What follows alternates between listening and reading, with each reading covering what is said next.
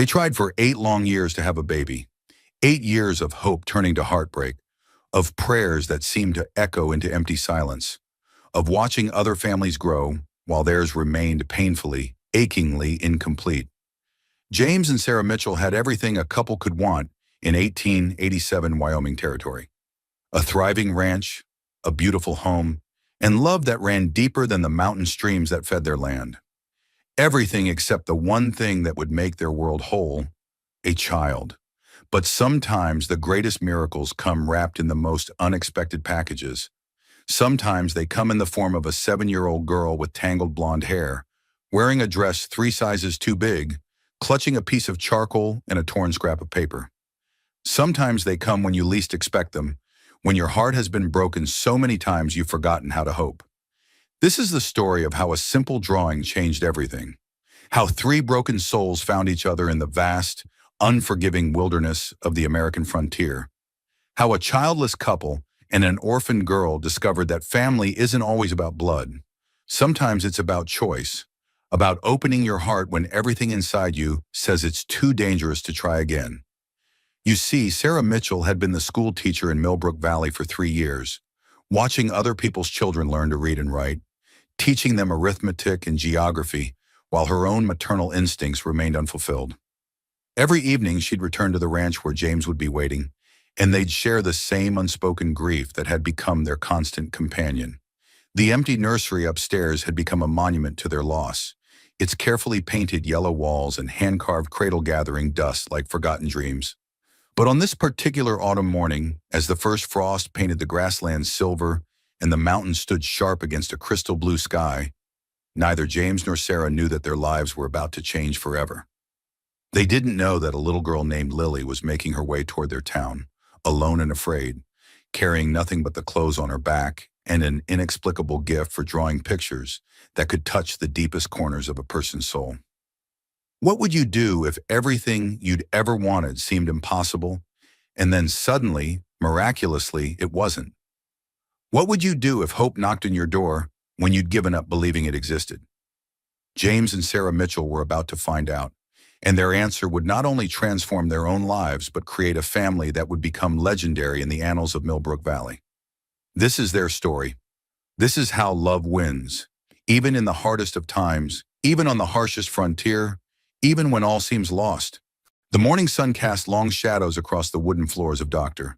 Harrison's office as Sarah Mitchell sat rigidly in the straight-back chair, her hands folded so tightly in her lap that her knuckles had turned white. Beside her, James shifted uncomfortably, his weathered rancher's hands gripping his hat brim until the leather creased under the pressure. They'd been coming to this office for 3 years now, each visit carrying a diminishing spark of hope. Each appointment another step toward a truth they weren't ready to face. Dr. Harrison cleared his throat, the sound echoing in the small room like a gunshot. At 62, he'd delivered more babies in Wyoming territory than any man had a right to, but he'd also been the bearer of news that could shatter dreams with the efficiency of a well-aimed bullet. He looked down at the papers scattered across his desk, then back up at the couple who had become as familiar to him as his own reflection. "James, Sarah," he began, his voice gentle but carrying in finality that made Sarah's breath catch in her throat. "I've consulted with 2 colleagues in Denver, sent your test results to the best specialists in Colorado territory. I'm afraid the situation hasn't changed." Sarah felt the world tilt slightly, as if the earth had shifted beneath the foundation of the building. She'd known somewhere deep in her heart, but knowing and hearing were 2 different kinds of pain. James reached over and took her hand, his calloused palm warm against her cold fingers. "There's no chance at all?" James asked, his voice barely above a whisper. The question hung in the air like smoke from a dying campfire. Dr. Harrison shook his head slowly. "The damage from the fever you had 5 years ago, Sarah, it was more extensive than we initially realized. Your reproductive system simply can't—" He trailed off, seeing the way Sarah's face had gone pale as moonlight on snow. "I'm sorry. I wish I had different news to give you." The silence that followed was deafening. Outside, the sounds of Millbrook Valley continued. Horses clopping down Main Street, children playing near the schoolhouse, the distant sound of hammering from the blacksmith shop. life moving forward while theirs seemed to grind to a complete halt. Sarah stood abruptly, smoothing down her blue cotton dress with shaking hands. "Thank you, doctor," she managed, her voice steady despite the storm raging inside her chest. "We appreciate your honesty." But as they walked out into the bright September morning, Sarah felt as though she was moving through thick molasses. Every step seemed to require enormous effort, every breath a conscious decision. James helped her up into their wagon, his touch gentle but uncertain, as if she might break into 1,000 pieces at any moment. The ride back to the ranch passed in silence. The landscape that usually brought Sarah such joy, the rolling hills dotted with cattle, the distant mountains painted purple against the sky, the golden aspens beginning their autumn transformation, now seemed to mock her with their fertility, their ability to create and sustain life. When they reached home, Sarah walked directly to the kitchen and began preparing lunch with mechanical precision. Slice the bread, set the table, heat the soup. Normal activities that might create the illusion that this was just another ordinary day, that their world hadn't just crumbled into dust. James watched her from the doorway. This woman he'd loved since she was 17 years old. This woman who had turned his rough bachelor's house into a warm, welcoming home. He'd seen her face down angry bulls, nurse sick calves through winter nights, and stand up to the most stubborn members of the school board with unwavering determination. But he'd never seen her look so fragile, so utterly defeated. "Sarah," he said softly. She turned and he saw tears tracking silently down her cheeks. "I had names picked out," she whispered. "For 8 years I've had names picked out. Emily Rose for a girl, Thomas James for a boy, after your father." James crossed the kitchen in 3 quick strides and pulled her into his arms. She collapsed against his chest, her whole body shaking with the force of grief she'd been holding back in the doctor's office, in the wagon, through all the motions of normalcy. There are other ways," James said carefully. "Adoption, maybe? There are always children who need homes." Sarah pulled back to look at him, hope flickering in her green eyes like a candle flame in the wind. Would that be possible? Out here?" Before James could answer, a commotion erupted outside, shouting voices, running footsteps, the sound of horses approaching fast. They pulled apart and hurried to the front window, where they could see a group of riders approaching their gate, dust clouds billowing behind them. "What in the world?" James muttered, reaching for the rifle he kept by the door. In Wyoming territory, unexpected visitors could mean trouble, and lately there had been rumors of cattle rustlers in the area. But as the riders drew closer, Sarah recognized Sheriff Coleman's distinctive bay mare.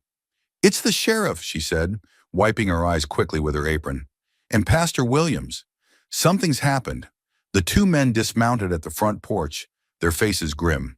Sheriff Coleman, a man in his 50s with steel gray hair and eyes that had seen too much violence, removed his hat respectfully. Pastor Williams, younger and softer around the edges, clutched his black hat in nervous hands. "James, Sarah," Sheriff Coleman nodded. "Sorry to bother you folks, but we've got a situation in town." "What kind of situation?" James asked, still holding the rifle loosely at his side. "Indian raid about 20 miles north of here," the sheriff said quietly. "The Henderson family. They didn't make it, but—" He paused, glancing at Pastor Williams. "There was a survivor. A little girl, maybe 7 or 8 years old. Found her hiding in the root cellar."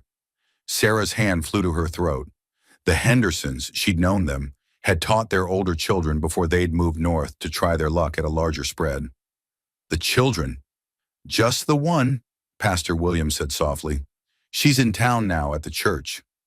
Mrs. Patterson's been looking after her, but she can't keep her indefinitely. We were hoping—" "Well, you're the school teacher, Sarah. You're good with children. We thought maybe you could help us figure out what to do with her." Sarah and James exchanged a look loaded with meaning. Not 2 hours after learning they could never have children of their own, here was a child who desperately needed a family. It felt like divine intervention, or perhaps the cruelest of coincidences. "What's her name?" Sarah asked. "Lily," Sheriff Coleman replied. "Lily Henderson.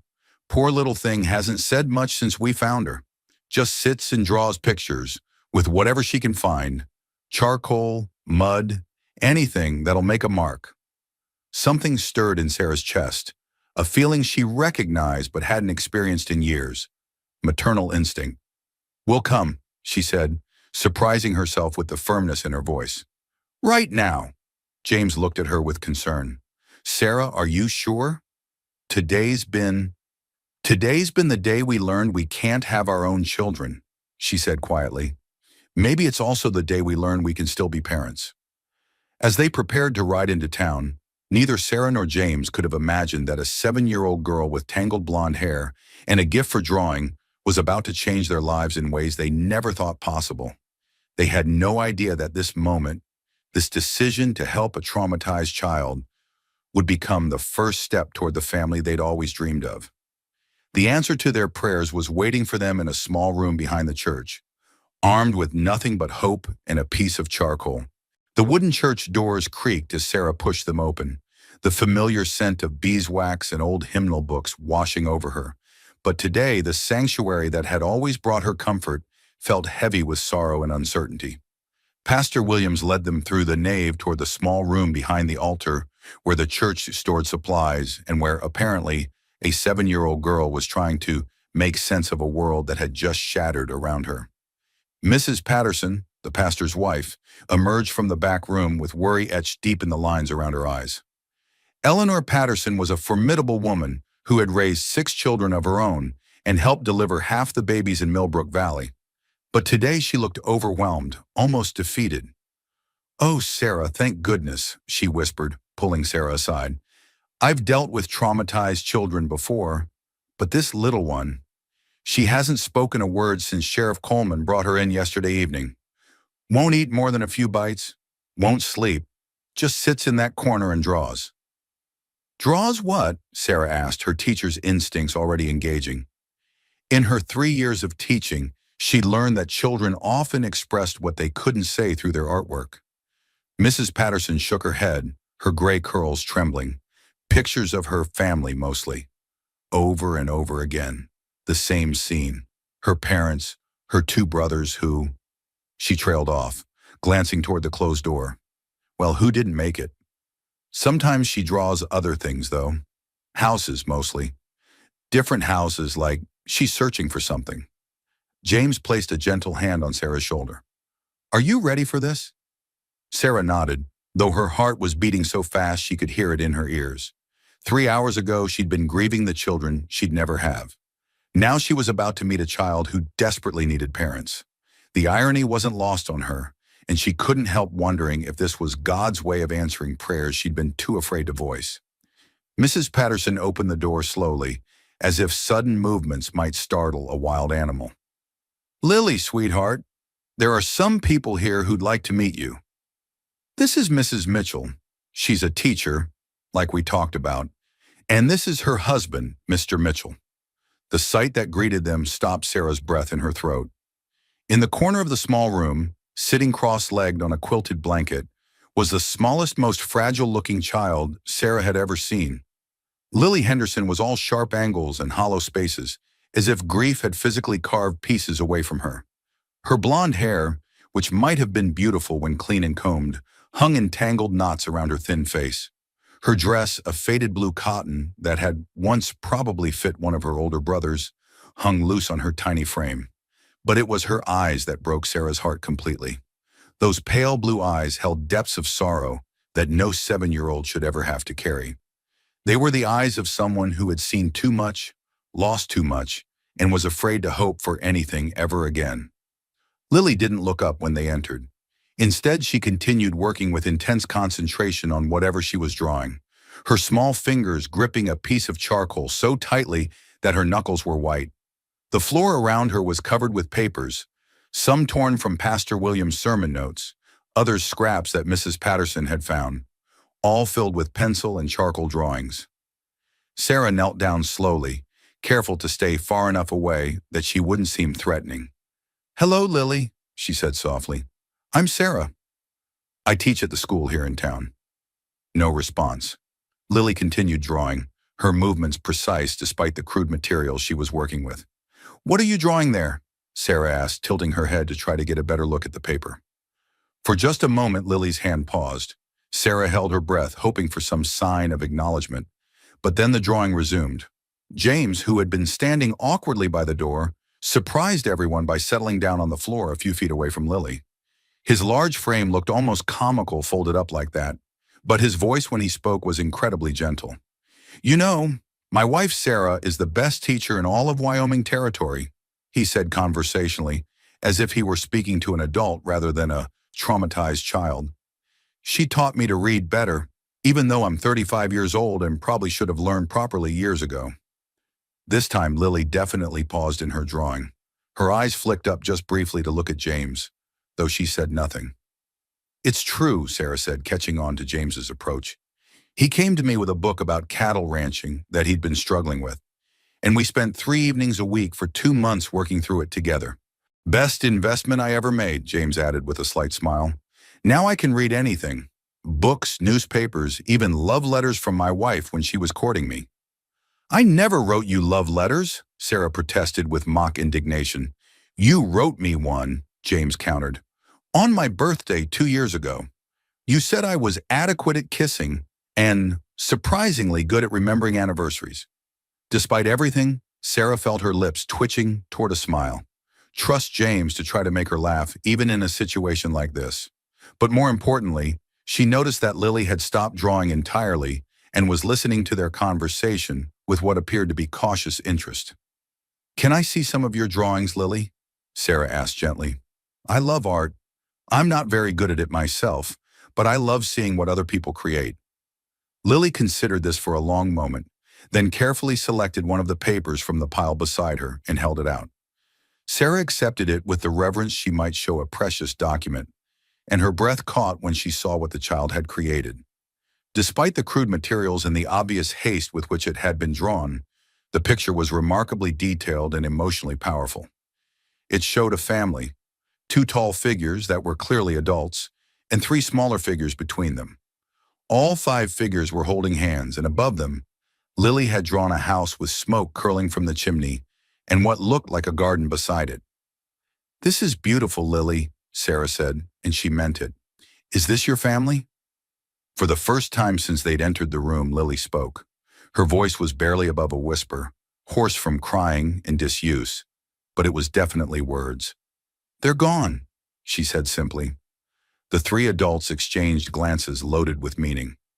Mrs. Patterson pressed her handkerchief to her eyes, and even Sheriff Coleman, who had seen more than his share of tragedies, cleared his throat roughly.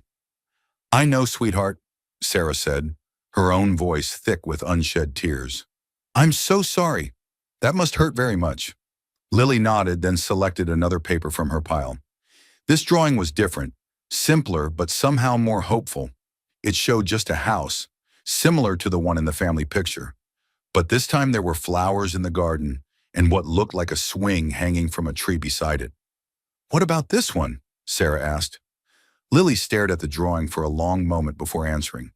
"It's the house where families live," she said finally, "where they're safe." James and Sarah looked at each other, and Sarah saw her own thoughts reflected in her husband's eyes. This child wasn't just drawing random pictures. She was drawing dreams, hope, the life she'd lost and the life she wished she could have. "Lily," James said carefully, "would you like to come stay with us for a while? We have a house sort of like the one in your picture. We have a garden, and there's a big oak tree where we could hang a swing if you'd like one." Lily's eyes widened, and for a moment Sarah saw a flicker of something that might have been hope. But then her expression shuddered again, and she shook her head. "People always go away," she whispered, "even when they promise they won't." The simple statement hit Sarah like a physical blow. Here was a child who had learned at 7 years old that the world wasn't safe, that the people you loved could be taken from you without warning, without explanation. How did you convince someone so young and so hurt that love was still worth the risk? "You're right," Sarah said, surprising everyone, including herself. "People do go away sometimes, even when they don't want to, even when they promise they won't. Sometimes bad things happen that nobody can control." Lily looked up at her with something approaching surprise, as if she'd expected to be told that everything would be fine, that nothing bad would ever happen again. "But you know what I've learned?" Sarah continued, the love doesn't go away. Even when the people do, the love they gave you, the love you gave them, that stays with you forever. And sometimes, if you're very lucky, you find new people to love, not to replace the ones you lost, because nobody could ever do that, but to add to the love you already have. Lily studied Sarah's face intently, as if trying to determine whether this strange woman could be trusted with something as fragile as hope. Would I still be able to draw? She asked finally. Every day if you want to, Sarah promised. I'll get you proper art supplies, real pencils and paper, and maybe even some colored chalk. And would I have to forget my real family? James answered this one. Never, he said firmly. We'd make sure you always remembered them. We'd want to hear stories about them if you wanted to tell us. Lily considered this, her small fingers tracing the edges of her family drawing. Finally, she looked up at Sarah and James with those heartbreakingly old eyes. Could I think about it? She asked. Of course, Sarah said. Take all the time you need. But as they prepared to leave, Lily called out to them one more time. Mrs. Mitchell, could you maybe come back tomorrow and bring those art supplies you talked about? Sarah's heart nearly burst with hope and tenderness. I absolutely will, she promised. As they walked back toward their wagon, Sarah clutched the family drawing Lily had let her keep. She had the strangest feeling that everything in their lives was about to change, that this meeting was just the beginning of something beautiful and unexpected. She had no idea how right she was. Sarah had barely slept that night. Every time she closed her eyes, she saw Lily's pale blue gaze and heard that heartbreaking whisper, people always go away. She'd risen before dawn, much to James's amusement, and spent an hour going through every drawer and closet in their house, gathering anything that might serve as art supplies for a 7-year-old girl who drew her feelings instead of speaking them. By the time the general store opened at 8 o'clock, Sarah was waiting outside with a list that made store owner Mr. Hutchins raises his eyebrows in surprise. Real drawing paper, the good kind, she'd said breathlessly, and pencils, not just regular writing pencils, but different kinds. Soft ones for shading, and colored chalk if you have any. Oh, and maybe some of that nice smooth charcoal, the kind that doesn't break easily. Mr. Hutchins, a practical man who usually dealt in requests for flour and ammunition, scratched his graying head. You planning to become an artist, Mrs. Mitchell? Something like that, Sarah had replied, unwilling to explain about Lily to anyone just yet. The little girl's story wasn't hers to tell, and she had a feeling that Lily needed privacy to heal. Now, standing outside the church at 9 o'clock sharp with a canvas bag full of art supplies, Sarah felt more nervous than she had on her first day of teaching. What if Lily had changed her mind? What if she'd retreated back into that shell of silence and wouldn't even look at the gifts Sarah had brought? Mrs. Patterson opened the door before Sarah could knock, her face brightening with relief. Oh, thank goodness you're here. She's been asking about you since sunrise. She has? Sarah's heart leaped. Every 10 minutes. Is Mrs. Mitchell coming today? Did she really mean it about the art supplies? Mrs. Patterson chuckled, though her eyes remained concerned. Poor little thing hardly slept, but she did eat some breakfast this morning. First real meal she's had since she arrived. Sarah followed Mrs. Patterson through the church to the back room, her bag of supplies feeling heavier with each step. The weight of responsibility, she realized. This child was beginning to trust her, and trust was the most precious and fragile gift a traumatized person could offer. When the door opened, Lily was exactly where she'd been the day before, cross-legged on the quilt in the corner. But this time, she looked up immediately when Sarah entered, and there was something different in her expression. Not hope exactly, but maybe the possibility of hope. Good morning, Lily, Sarah said softly, settling down on the floor again. I brought you something. Lily's eyes fixed on the canvas bag with an intensity that made Sarah's chest tight. How long had it been since this child had received a gift? How long since someone had kept a promise to her? Would you like to see? Sarah asked. Lily nodded quickly, then seemed to catch herself and nodded again more slowly, as if she were afraid to appear too eager. Sarah opened the bag and began laying out the supplies on the quilt between them. Real drawing paper, cream-colored and smooth, a set of pencils ranging from hard to soft, 3 pieces of charcoal wrapped in cloth, and finally her prize, a small wooden box containing 12 sticks of colored chalk that Mr. Hutchins had ordered special from Denver and never been able to sell. Lily's eyes grew wider with each item Sarah revealed. When the colored chalk appeared, she actually gasped, a small sound of wonder that she quickly tried to stifle. "These are all for you," Sarah said, "for as long as you want them." "All of them," Lily whispered. "Every single one." For a long moment, Lily just stared at the supplies as if they might disappear if she blinked. Then, with the careful reverence of someone handling precious jewels, she reached out and picked up one of the pencils. She tested its weight, examined the tip, even smelled the cedar wood. "I've never had a real pencil before," she admitted quietly. "Papa always said they were too expensive for just drawing." Sarah had to swallow hard before she could respond. "Well, these pencils are specifically for drawing. That's their only job." Lily selected a piece of the cream-colored paper and began to draw. But instead of the family scene she'd been creating with charcoal on scraps, this time she drew something different. She started with a house, not unlike the ones in her previous drawings, but more detailed. She added windows with curtains, a front porch with 2 rocking chairs, a garden with neat rows of vegetables. Sarah watched, fascinated, as Lily's small hand moved with surprising confidence across the paper. Despite her young age and limited materials up until now, the child had real talent. The proportions were right, the perspective solid. She had an innate understanding of how to make a flat surface look three-dimensional. "That's a beautiful house," Sarah commented when Lily paused to examine her work. "It's your house," Lily said simply. Sarah blinked in surprise. "My house? How do you know what my house looks like?" "I asked Mrs. Patterson to describe it," Lily said, not looking up from her drawing. "She said it was white with blue shutters and a garden where you grow vegetables and flowers together. She said it looked like a place where happy people live." The simple statement hit Sarah like a gentle blow to the chest. Mrs. Patterson had described their house as a place where happy people live. Sarah wondered if that was still true, if happiness could survive the loss of dreams they'd carried for so long. "Would you like to see it sometime?" Sarah asked carefully. "The real house, I mean." Lily's hand stilled on the paper. "Could I?" "Of course. Maybe you could come have lunch with us today if you'd like." For the first time since Sarah had met her, Lily smiled. It was a small, tentative thing, but it transformed her entire face. Sarah caught a glimpse of who this child might be when she wasn't carrying the weight of tragedy.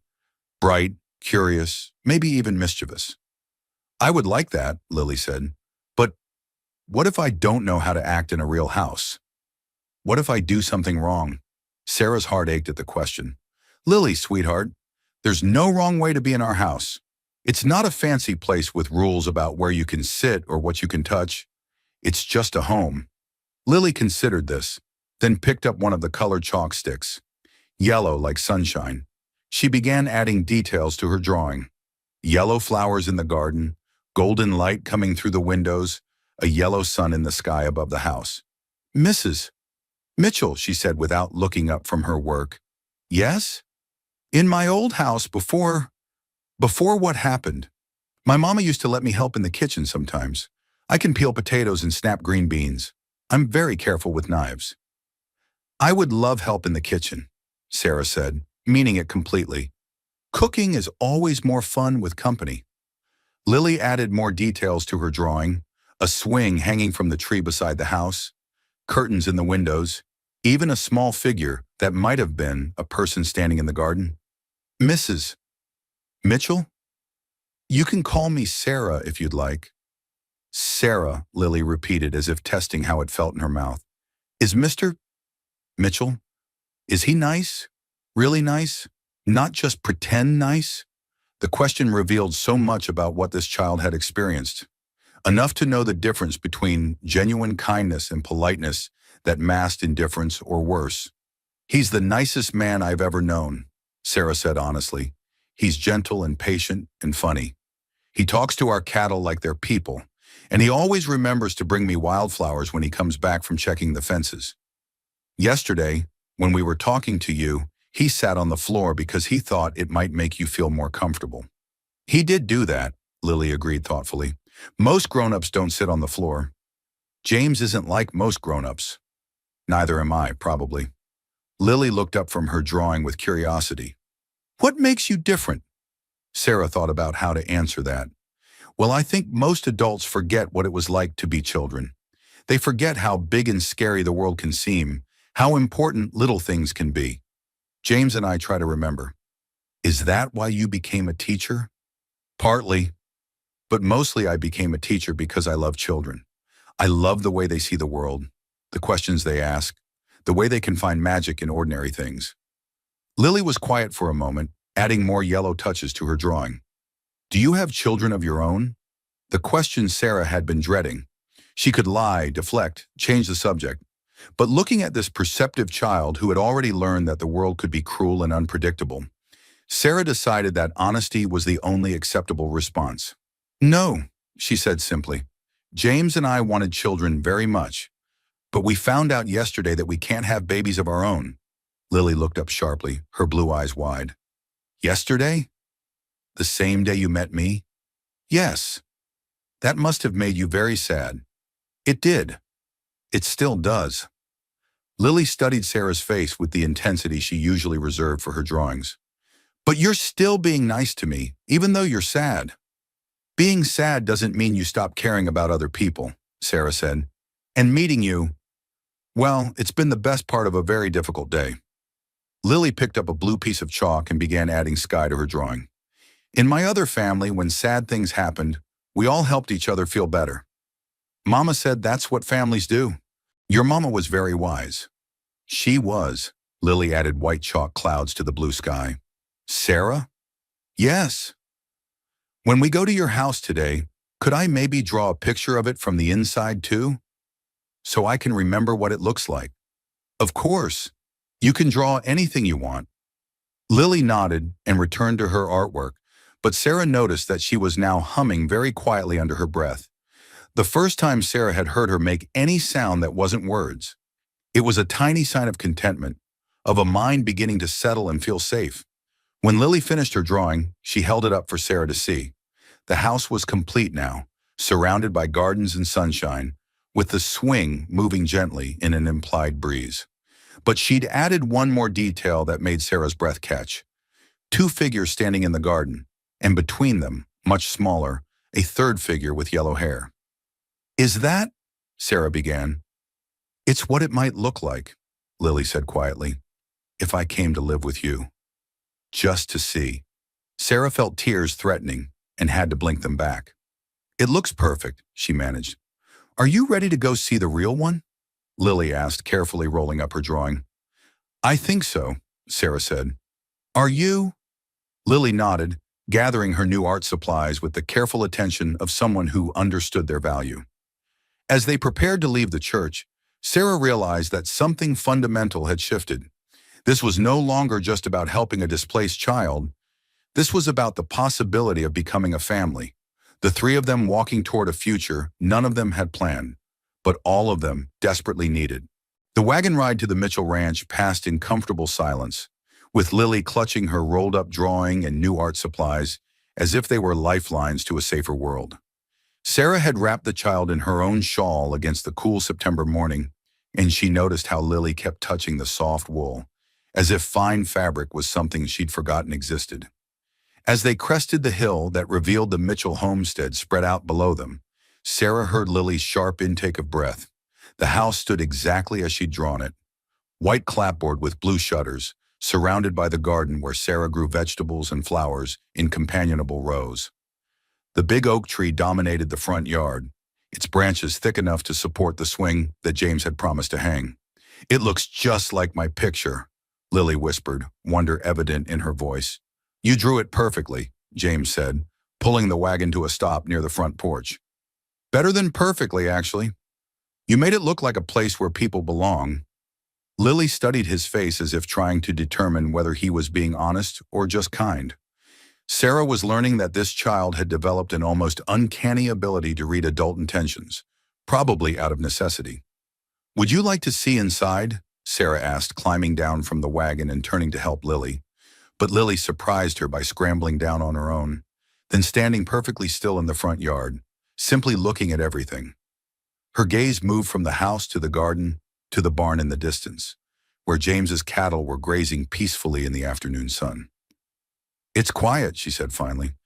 "Does that bother you?" Sarah asked, suddenly worried that a child accustomed to the bustle of a larger family might find their remote ranch too isolated. "No," Lily said quickly. "It's good quiet, safe quiet." She paused, then added in a smaller voice, "The quiet after the bad thing happened was different. It was scary quiet." Sarah and James exchanged a look over Lily's head. In those few words, the child had revealed more about her trauma than hours of questioning might have uncovered. The silence that followed violence was indeed different from the peace that came with safety. "Come on," James said gently. "Let's go inside and I'll show you where we keep the cookies." "You have cookies?" Lily asked, and for the first time since they'd met her, she sounded like an ordinary 7-year-old. "Sarah makes the best oatmeal cookies in Wyoming territory," James said proudly. "Sometimes I sneak extra ones when she's not looking." "I always know when you do that," Sarah laughed. "You leave crumbs on your shirt." "Those could be anyone's crumbs," James protested with mock seriousness. Lily actually giggled, a sound so unexpected and delightful that both adults stopped walking just to hear it better. The interior of the house seemed to cast the same spell over Lily that the exterior had. She moved through the rooms slowly, taking in every detail: the braided rugs on the polished wooden floors, the quilts draped over chairs, the photographs on the mantelpiece, the bookshelf filled with volumes that James and Sarah had collected over the years. "You have so many books," Lily said, running her finger along the spines. "Do you like to read?" Sarah asked. "I can read some words. Mama was teaching me, but then—" She trailed off, but didn't seem to sink into sadness the way she had when mentioning her family before. "We could read together sometime if you'd like," Sarah offered. "I have some books that I think you might enjoy." Lily nodded enthusiastically, then seemed to remember something. "Could I draw the inside of your house now? Like I said I wanted to?" "Of course. Where would you like to sit?" Lily looked around the main room, considering her options, then pointed to a spot near the large window that faced the garden. "There, so I can see outside too." Sarah helped her set up her art supplies on a small table by the window, and Lily immediately set to work with the focused intensity that seemed to characterize all her artistic endeavors. But this time, instead of starting with a house or family figures, she began with something Sarah couldn't immediately identify. "What are you drawing?" Sarah asked, settling into a nearby chair with some mending.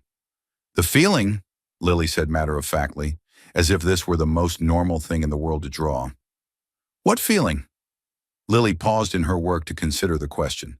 "The feeling of being inside a safe place. It has a shape, but it's hard to explain."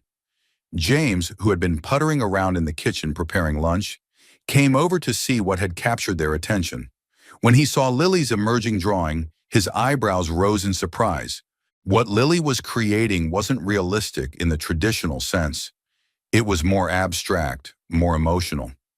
She'd drawn the room but emphasized certain elements: the warm light coming through the windows, the way the furniture seemed to embrace rather than simply occupy space, the books that suggested stories and knowledge and comfort.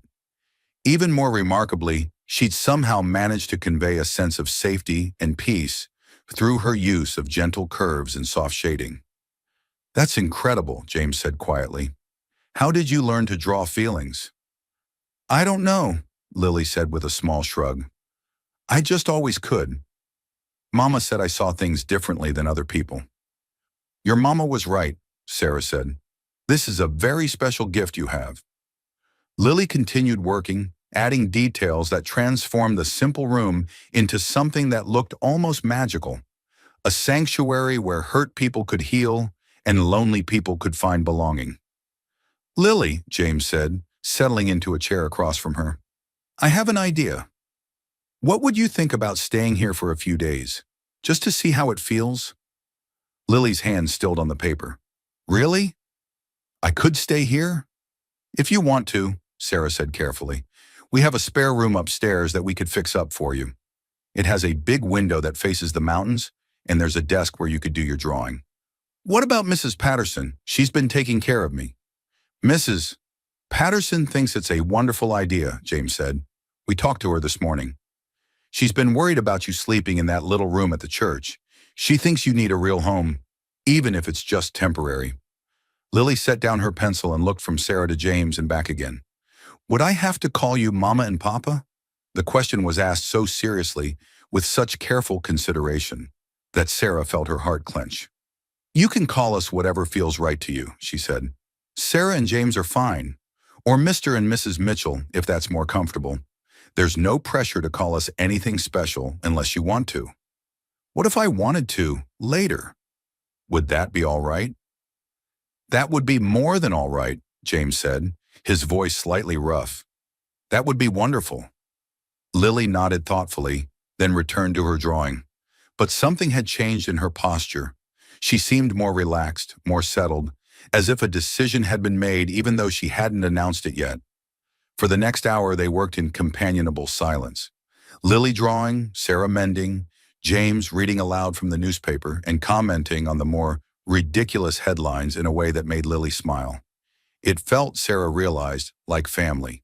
When Lily finally finished her drawing, she held it up for them to see. It's done, she announced. The drawing was remarkable. She'd captured not just the physical space of their main room, but something intangible about what it felt like to be there. The warmth, the peace, the sense of belonging that Sarah herself had worked years to create. But what made Sarah's breath catch was what Lily had added in the final moments. In the comfortable chairs around the room, she'd drawn 3 figures, 2 adults and 1 child, all reading books, all clearly content to simply be in each other's presence. Is that us? Sarah asked softly. It's what it could look like, Lily said, using the same phrase she'd used about the outside of the house. If I stayed, James leaned forward in his chair. Is that what you'd like? To stay? Lily looked down at her drawing, then up at the 2 people who had shown her more kindness in 2 days than she'd experienced since losing her family. I think so, she said quietly, if you really want me. We want you, Sarah said, the words coming out more fervently than she'd intended. We want you very much. Even though I'm not really yours? Even though I can't replace the babies you wanted to have?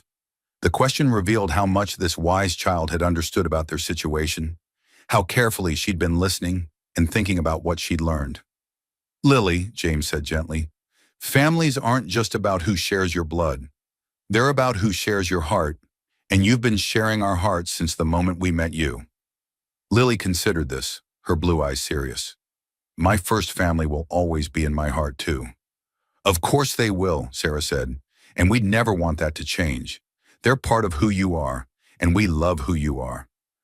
For a long moment, Lily simply sat quietly, looking at her drawing. Then she carefully tore a small piece of paper from her art supplies and began sketching something quickly. Just a few lines, but clearly deliberate. When she finished, she held up a simple drawing of 3 stick figures holding hands with a house in the background and a sun shining overhead. At the bottom, in her careful 7-year-old handwriting, she had written, My New Family. She handed the drawing to Sarah. This is for you to keep, she said, so you remember that I chose you too. Sarah took the drawing with trembling hands, tears she'd been holding back finally spilling over. Thank you, she whispered. I'll treasure this forever. Does this mean I can really stay? Lily asked. For as long as you want, James said. Forever, if that's what you choose. Lily smiled then, not the tentative, careful expression she'd been wearing, but a real smile that reached her eyes and transformed her entire face. I choose forever, she said simply. As the 3 of them sat in the golden afternoon light streaming through the window, surrounded by Lily's drawings that had somehow managed to capture not just how things looked, but how they felt. Sarah realized that their family was complete, not in the way they'd originally imagined, but in a way that was perhaps even more perfect because it had been chosen by all of them, freely and with full hearts. The little girl who drew feelings had drawn them all into a new life, and it was more beautiful than anything Sarah could have imagined. 3 weeks had passed since Lily Henderson had come to stay with the Mitchells, and life had settled into a rhythm that felt as natural as breathing. Every morning, Lily would wake before dawn and pad downstairs in her bare feet to find Sarah already in the kitchen, preparing breakfast. Without being asked, the little girl would set the table and help with small tasks, humming softly under her breath, a sound that had become Sarah's favorite part of each day. James had hung the promised swing from the oak tree, and in the evenings the three of them would sit on the front porch while Lily drew in one of the sketchbooks Sarah had bought her. Her art had evolved from the desperate, repetitive family scenes she'd created in the church to more varied works. Landscapes of their ranch, portraits of their cattle, detailed drawings of wildflowers she'd found in the meadows. But most remarkably, she'd begun drawing pictures of the future. Houses with additions, gardens expanded to include fruit trees, even sketches of what appeared to be other children playing in their yard. When Sarah had asked about these mysterious other children, Lily had simply said, "Sometimes families grow." It was a peaceful existence, almost too good to be true, which Sarah was learning meant it probably was. The first sign of trouble came on a Tuesday morning when Sheriff Coleman rode up to their gate, his expression grim. Sarah's heart immediately clenched. In her experience, law enforcement visits rarely brought good news. "Morning, Sarah James," the sheriff said, dismounting from his horse with the slow deliberation of a man carrying unwelcome news. "Mind if I come in for a moment?" Lily, who had been feeding scraps to the chickens, immediately moved closer to Sarah, her small hand slipping into Sarah's larger one. The child's instincts for potential danger had remained sharp despite 3 weeks of safety. "Of course," James said, though his voice carried an edge of wariness. "Coffee? That'd be appreciated." They settled around the kitchen table, Lily sitting close enough to Sarah that their chairs were touching.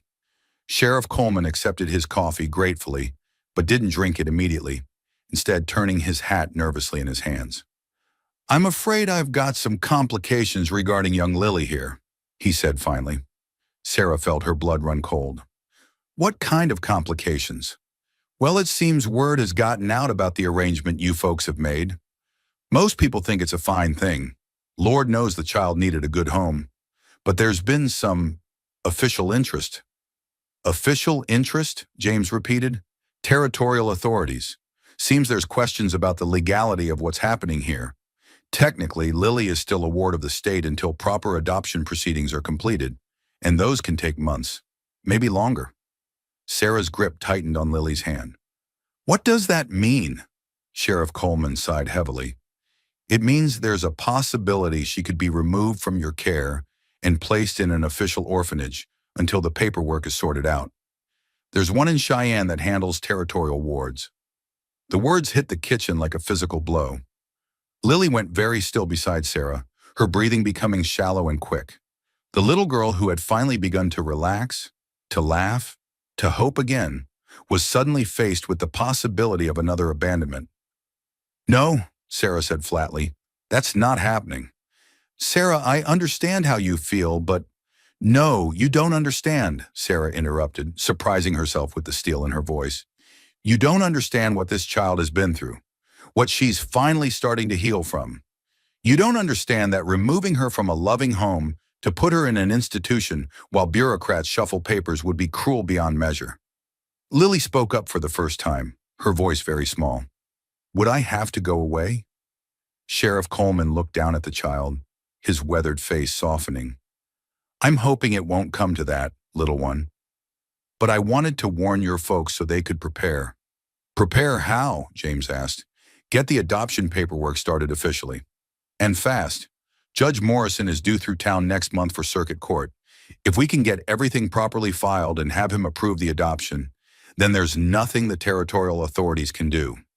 Sarah felt a spark of hope. "What do we need to do?"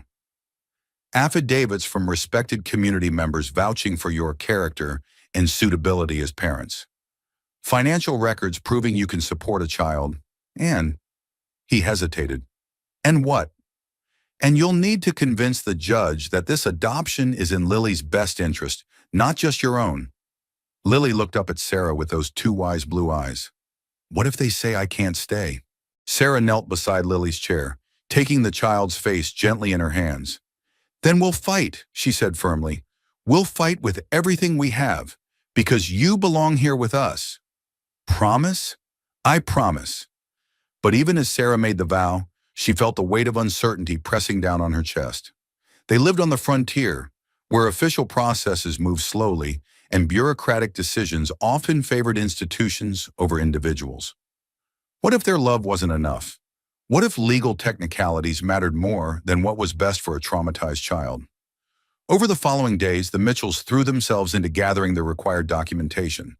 Sarah visited every family in Millbrook Valley, collecting glowing testimonials about her teaching abilities and James's character. Mrs. Patterson wrote a particularly moving letter about Lily's transformation from a silent, traumatized child to a bright, engaged little girl who was clearly thriving in their care. Dr. Harrison provided medical records showing that Lily was healthy and well cared for. Even gruff Mr. Hutchins at the general store wrote a brief note attesting to James's reliability and Sarah's dedication to the community. But it was Lily herself who provided the most compelling evidence. During this period of uncertainty, instead of retreating into the protective shell she'd worn when they first met her, she seemed to grow stronger, more determined to fight for the family she'd chosen. She created a portfolio of drawings that told the story of her healing, pictures showing her progression from the dark, chaotic sketches she'd made in the church to the bright, hopeful scenes she now drew of life on the ranch. She included the family drawings she'd created, but also landscapes that showed how she saw their home, as a place of beauty, security, and infinite possibility. Most remarkably, she wrote a letter. Her penmanship was still childish, and Sarah had to help with some of the spelling, but the words were entirely her own. To the judge, my name is Lily Henderson. I am 7 years old. My first family died, and I was very sad. Then I met Sarah and James Mitchell, and they are kind to me. They give me art supplies and help me learn to read better. James hung a swing on the tree for me, and Sarah teaches me to cook. They never make me afraid. I want to be their daughter, and they want to be my parents. Please let us be a family. Love, Lily Mitchell. I practice writing that name.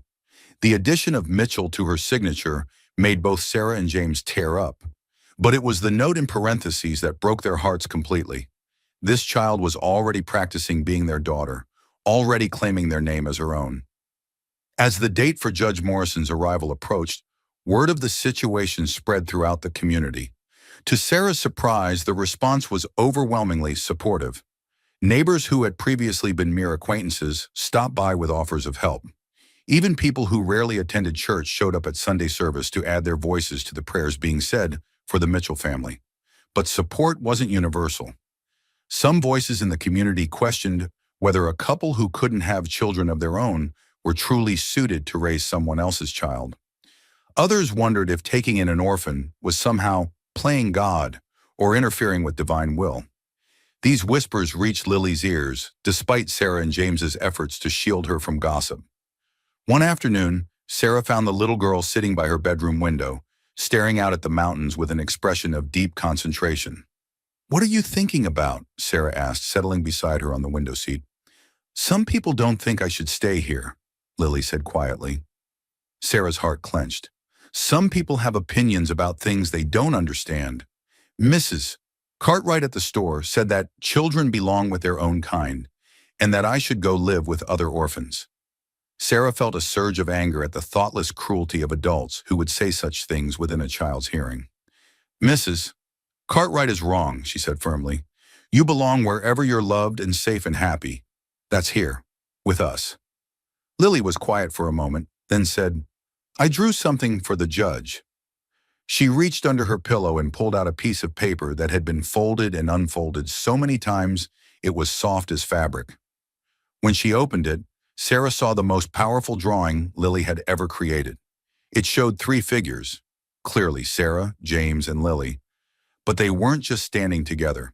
They were connected by visible threads of light that flowed between them, creating a web of connection that seemed to glow on the paper. Above them, sketched very lightly, were the shadowy figures of Lily's original family, but instead of looking sad or lost, they appeared to be blessing the new arrangement. At the bottom in Lily's careful printing were the words, "This is what love looks like." "Lily," Sarah breathed, "this is incredible. Do you think the judge will understand it? If he has any heart at all, he will." The night before Judge Morrison's arrival, The three of them sat on the front porch as they had every evening for weeks. But tonight felt different, heavier with possibility and fear.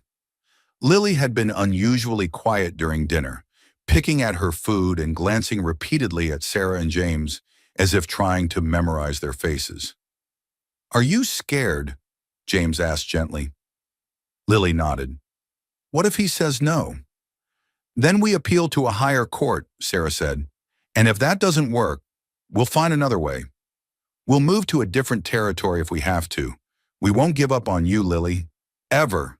But what if I'm too much trouble? What if it would be easier for you to just let me go?" The question revealed the deepest fear of every child who had been abandoned. That love was conditional, that they could become burdensome enough to be cast aside again. James got up from his chair and knelt in front of Lily's swing, taking her small hands in his large ones. "Listen to me very carefully," he said. "You are not trouble. You are not a burden. You are our daughter, and nothing any judge says will change that. Papers might make it official, but our hearts made it real weeks ago." "Really?" "Really," Sarah confirmed. "No matter what happens tomorrow, you are ours and we are yours.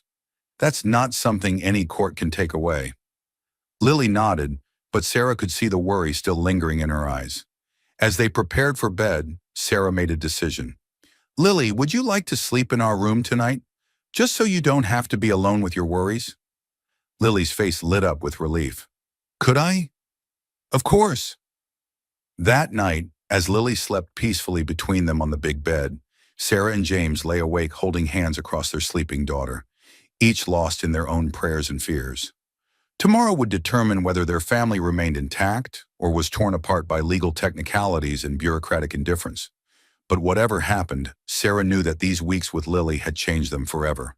They had learned that families could be born from choice as well as blood, that love could heal even the deepest wounds, and that sometimes the greatest miracles came disguised as the greatest challenges.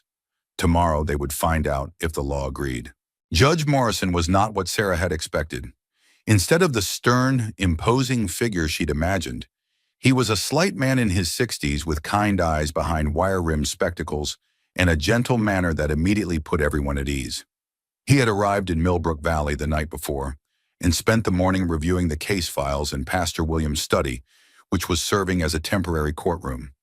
Now, as Sarah, James, and Lily sat in the front pew of the church that had been hastily converted for legal proceedings, Sarah felt her heart hammering against her ribs. Behind them, nearly half the town had gathered to show their support, their presence a silent testament to how much this little family had come to mean to the community. "This is an unusual case," Judge Morrison began, settling his spectacles more firmly on his nose. "Adoption proceedings typically take place in official territorial courts, with extensive background investigations and waiting periods. However, given the remote nature of this location and the urgent circumstances surrounding Miss Henderson's situation, I've been authorized to make a decision today." He looked down at the papers spread before him, then up at the three people whose future hung in the balance. "I've reviewed the testimonials from community members, all of which speak glowingly of Mr. and Mrs. Mitchell's character and capabilities. Dr. Harrison's medical reports show that Lily has not only maintained her health, but has actually gained weight and appears to be thriving in their care. The financial records demonstrate that the Mitchells are more than capable of supporting a child." Sarah felt a flutter of hope, but the judge's neutral tone made it impossible to guess which way he was leaning. "However," Judge Morrison continued, and Sarah's heart sank, "I must also consider whether this arrangement truly serves the child's best interests or whether it merely fulfills the adult's desire for parenthood." "Your Honor," Sarah said, starting to rise from her seat. The judge held up a gentle hand. "Mrs. Mitchell, I understand your eagerness to speak, but I'd like to hear from Lily first, if she's willing." All eyes turned to the little girl who had been sitting quietly between her potential parents, her portfolio of drawings clutched in her lap. Lily looked up at Sarah, who nodded encouragingly. "I'm willing," Lily said, her voice small but clear. "Lily, do you understand what adoption means?" Judge Morrison asked kindly. "It means Sarah and James would legally be my parents forever, and I would legally be their daughter forever." "And is that what you want?" "Yes, sir." "Can you tell me why?" Lily was quiet for a moment, organizing her thoughts. Then she stood up, still holding her portfolio. When my first family died, I thought love was gone forever, she said, her young voice carrying in wisdom that silenced the entire room. I thought maybe I wasn't supposed to have a family anymore. But then I met Sarah and James, and they showed me that love doesn't run out. There's always room for more. She opened her portfolio and carefully selected the drawing she'd shown Sarah, the one with the threads of light connecting the three figures. This is what I drew for you, Judge Morrison. It shows how love works in families. The love from my first family didn't disappear when they went to heaven. It's still here in my heart. But now there's new love too, from Sarah and James, and the love I give them. It all connects together. Judge Morrison accepted the drawing, studying it with the same serious attention he'd given the legal documents. Sarah watched his expression soften as he took in the remarkable artwork. The way Lily had captured not just physical likenesses, but the emotional bonds that connected them. This is extraordinary work for someone your age, he said quietly. Art is how I talk when words aren't enough, Lily explained. And Sarah bought me real art supplies so I could talk better. I see. And how do you feel about living with the Mitchells? Safe, Lily said immediately. Happy, like I belong somewhere again. James hung a swing for me even though I didn't ask for one. Sarah teaches me new words when we read together. They listen when I talk about my first family instead of telling me to forget about them. Judge Morrison nodded thoughtfully, then looked at Sarah and James. Mr. Mitchell, Mrs. Mitchell, would you please approach? They stood together, James's hand finding Sarah's as they stepped forward. I must ask you directly, why do you want to adopt Lily? Be honest. Sarah looked down at the little girl who had transformed their lives, then back at the judge. Your Honor, 3 weeks ago, my husband and I learned that we would never have biological children. We thought our dream of being parents was over, but Lily didn't just give us the chance to be parents. She taught us that family isn't about biology. It's about choice, commitment, and love. We want to adopt Lily because she's already our daughter in every way that matters, James added. Not because she fills a void in our lives, but because she completes our family. Because we can't imagine our future without her in it. And if difficulties arise, if she struggles with her trauma, or if raising her proves more challenging than you anticipate, then we'll face those challenges together, Sarah said without hesitation. That's what families do. Judge Morrison was quiet for a long moment, his gaze moving between the legal documents and Lily's drawing. The silence stretched until Sarah wondered if her heartbeat was audible to the entire congregation. Finally, the judge removed his spectacles and cleaned them carefully before speaking. In my 30 years on the bench, I've presided over hundreds of adoption cases. I've seen arrangements made for convenience, for financial gain, for social standing. But I've rarely seen anything as clear-cut as this. He stood, holding Lily's drawing up so the entire room could see it. This child has shown me something remarkable. Not just artistic talent, but emotional intelligence and wisdom far beyond her years. She understands love not as something finite that must be hoarded, but as something that grows when shared. And she has chosen her family with the same deliberation that her family has chosen her. Sarah felt tears gathering in her eyes as hope began to bloom in her chest. Therefore, it is my judgment that the adoption of Lily Henderson by James and Sarah Mitchell is not only legal, but absolutely in the best interests of all parties involved. The adoption is hereby approved and will be final upon the signing of these documents. The church erupted in cheers and applause. Lily launched herself into Sarah's arms, and James wrapped both of them in a fierce embrace as tears of joy streamed down all their faces. We're really a family now, Lily whispered against Sarah's neck. We're really a family now, Sarah confirmed, forever and always. As they signed the papers that would make their family official, Lily carefully tore a fresh piece of paper from her sketchbook and began drawing quickly. When she finished, she handed the new drawing to Judge Morrison. It showed the same three figures as before, but now they were surrounded by the shadowy outlines of an entire community. Faces that clearly represented the people of Millbrook Valley who had supported them through this process. At the top, she had written in her careful printing, "Sometimes it takes a whole town to make a family." Judge Morrison smiled as he accepted this final artwork. Miss Mitchell, and yes, that is now legally your name. You are quite remarkable. I predict great things in your future." That evening, as they sat on their front porch swing, all three of them squeezed together now, watching the sunset paint the mountains in shades of gold and purple, Lily pulled out yet another drawing. "I made one more," she said, showing them a picture of their house with an addition on the side. "For when our family gets bigger." "Bigger?" James asked with amusement. "Sometimes families grow," Lily said, echoing what she'd told them weeks earlier. "And I think ours might."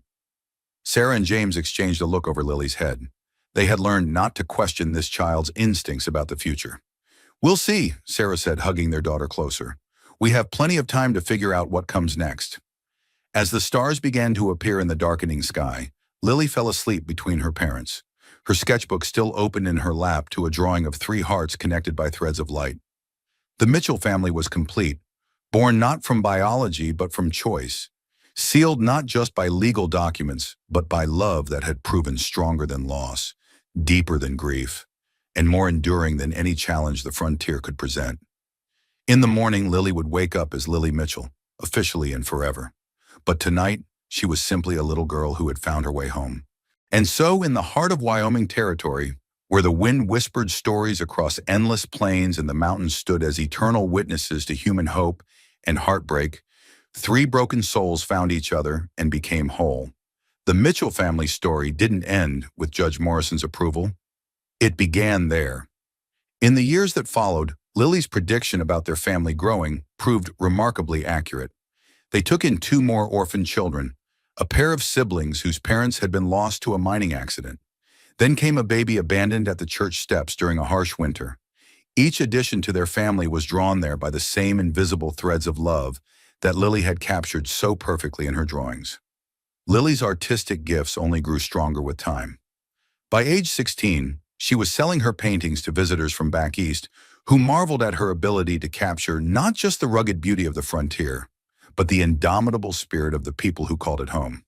Her most famous work, displayed in the territorial capital, was a painting of 5 children of different ages and backgrounds sitting around a kitchen table, all drawing pictures while 2 adults looked on with expressions of pure contentment.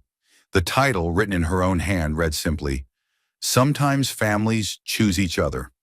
Sarah never did have biological children, but she often said that motherhood had found her in exactly the way it was meant to. She continued teaching at the Millbrook Valley School, but her classroom expanded to include not just the children of the community, but any young person who needed guidance, education, or simply a place to belong. James became known throughout the territory not just as a successful rancher, but as a man who never turned away a child in need. Travelers would often mention the Mitchell Ranch as a place where hope lived, where broken things could be mended, and where love multiplied rather than divided when shared.